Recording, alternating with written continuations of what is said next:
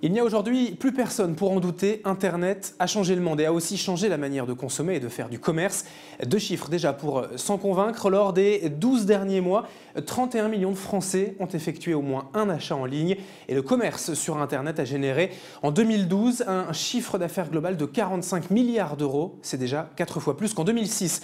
Voilà donc la preuve de l'irrésistible avancée de l'e-commerce dans nos habitudes de consommation, preuve également que le marché et les opportunités sont réelles sur Internet. Le réflexe Internet, c'est de dire je vais chercher en fait un magasin dans les moteurs de recherche.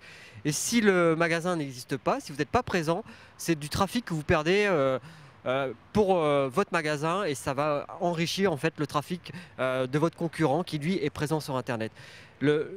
L'internaute, il a le réflexe de dire voilà, je vais aller sur les moteurs de recherche pour savoir si le magasin est ouvert, de quelle heure à quelle heure. Le web va être en fait un accélérateur de génération de trafic et va permettre de préparer l'achat en ligne pour le concrétiser dans le magasin. Pourtant rares sont les sociétés qui se décident à tisser des liens sur la toile. En France aujourd'hui, si 2 tiers des entreprises de plus de 10 personnes ont bien leur site web, il n'y en a qu'une seule sur 10 qui dispose d'une plateforme marchande. Ce constat de retard est d'autant plus surprenant dans la région, dans la métropole lilloise, véritable berceau français de la vente à distance. Mais c'est aussi l'occasion de créer, d'imaginer, de développer de nouvelles opportunités. Beaucoup de solutions existent d'ailleurs pour aider les entrepreneurs à s'en sortir et à devenir connectés. On essaye déjà de mettre en place des dispositifs pour pouvoir les aider à être présents sur Internet. Ces dispositifs, on les réussit grâce à des partenariats qu'on a mis en place avec Google par exemple et Facebook.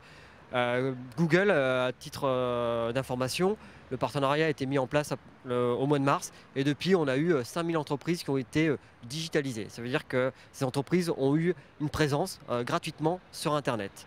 Alors pour y voir un peu plus clair, revenons en arrière. Dans le commerce d'avant Internet, on parlait de vente en monocanal. Chaque entreprise avait sa spécialité, la vente par un seul vecteur, soit le magasin, soit le catalogue. Mais la mondialisation, l'arrivée d'Internet et donc d'une concurrence globale ont amené le multicanal, la vente en catalogue et en magasin, pour aboutir à l'omnicanal, la présence sur tous les vecteurs de vente avec le commerce connecté, mobile. Et puisque les consommateurs ne sont pas forcément fidèles à un seul canal, en profitant à tour de rôle de l'un ou de l'autre, on parle maintenant de cross-canal et c'est là tout l'intérêt du commerce connecté, et pouvoir relier entre elles ses forces de vente pour communiquer, fidéliser et surtout vendre bien sûr. Un exemple avec ce chiffre très important, près de 70% des consommateurs se rendent d'abord en magasin avant d'acheter sur Internet. C'est ce que l'on appelle l'ère du U-commerce, U pour ubiquité, et non, le commerce retail n'est pas mort mais il doit s'adapter et se connecter.